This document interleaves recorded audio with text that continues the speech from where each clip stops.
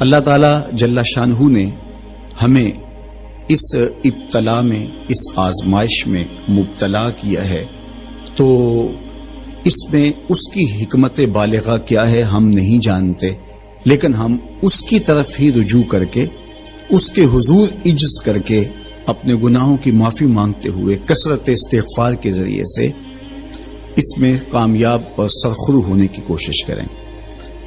اللہ جل شانہ کے محبوب علیہ السلام نے ہمیں مشکلات سے صبر کے دامن کو تھام کر گزرنے کی تلقین کی ہے، اور صبر اجر کا ضامن بنتا ہے،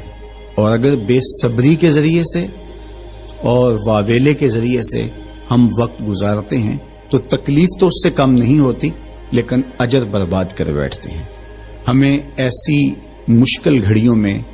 صدقہ و خیرات کے ذریعے سے اللہ کی قربت اختیار کرنے کا حکم دیا گیا۔ فرمایا گیا داؤ مرداکم بالصدقہ، اپنے مریضوں کا علاج صدقے سے کرو، تمہارے امراض کا علاج صدقے میں چھپا ہوا ہے۔ جب تم صدقہ کرتے ہو تو مشکلیں ٹلتی ہیں، تکلیفیں دور ہوتی ہیں، اور پھر تضرع کے ساتھ، زاری کے ساتھ، دعاؤں کے ساتھ، التجاؤں کے ساتھ اللہ کے حضور پیش ہو جاؤ۔ تم امتحان گاہ میں کھڑے ہو، وَاسْتَقْبِلُوا امواج البلا بالدعاء والتضرع، فرمایا کہ بلاؤں اور آزمائشوں کی موجیں جب تمہاری طرف بڑھ رہی ہوں تو تم تضرع اور زاری کے ساتھ اللہ کی مدد اور اللہ کی پناہ لے لو، اور جب تم اس کی پناہ میں آ جاؤ گے تو پھر تکلیفیں تمہارا کچھ نہیں بگاڑ سکتی، تمہارے درجے بلند ہوں گے اور تمہاری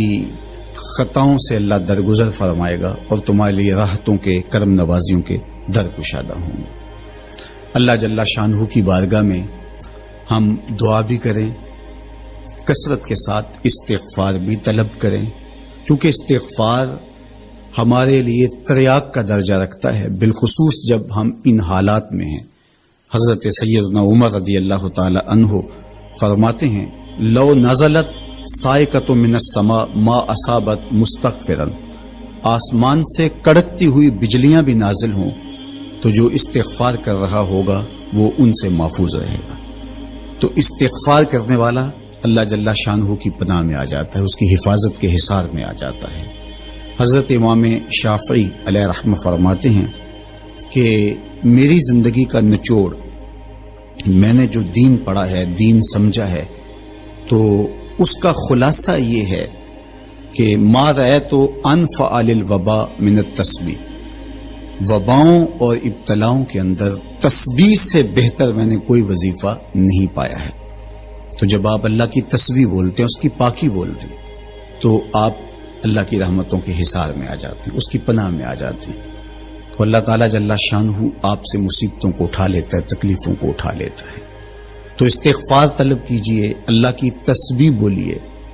اور قرآن مجید کی کثرت کے ساتھ تلاوت کیجئے۔ آج جب کہ فرصت کے لمحے ہمارے ہاتھ آ ہی گئے ہیں اور ہم کسی وجہ سے گھروں میں بیٹھ ہی گئے ہیں، تو اس موقع پر ہمیں کتاب اللہ کے ساتھ جڑنا چاہیے۔ کتاب اللہ کے ساتھ ہمارا تعلق جتنا مضبوط ہوگا، اللہ پر یقین اتنا ہی پختہ سے پختہ تر ہوتا چلا جائے گا۔ لیکن آج اگر سویر سے لے کر شام تک اور شام سے لے کر سویر تک ہم اپنا وقت یوں ہی برباد کر رہے ہوں اور ہمیں قرآن مجید کھول کر کے پڑھنے کی توفیق بھی میسر نہ آئے، تو پھر اس کا مطلب یہ ہے کہ ہم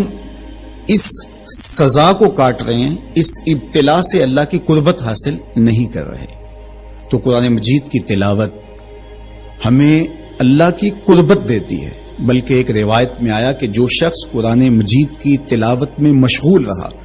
اور اس مشغولیت کی وجہ سے اس کو دعا مانگنے کا موقع بھی نہ مل سکا، اللہ اس کو دعائیں مانگنے والوں سے زیادہ عطا فرمائے گا۔